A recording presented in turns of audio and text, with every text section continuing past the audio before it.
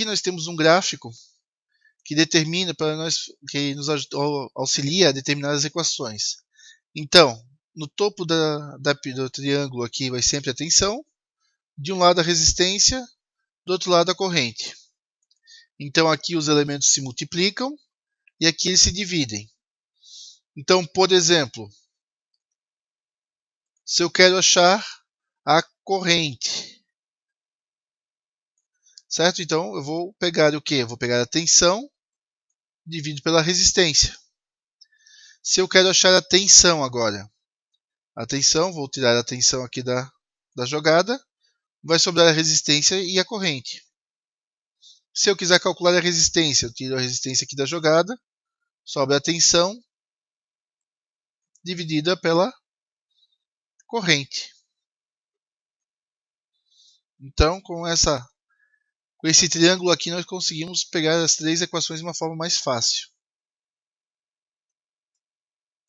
Então, voltando aqui para a nossa analogia da água. Pela lei de Ohm, temos então que quanto mais água na caixa da água que a gente tiver, então uma caixa, por exemplo, de 1.000 litros, né, uma caixa de 1.000 litros vai ter uma tensão, a gente poderia fazer essa analogia, uma tensão maior que uma caixa de 500 litros.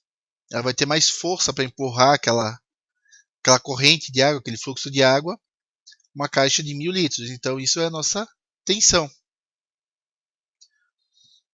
Então se eu mudo o cano para um cano de abertura maior, eu altero a resistência. E com isso eu altero a minha corrente, o meu fluxo da água.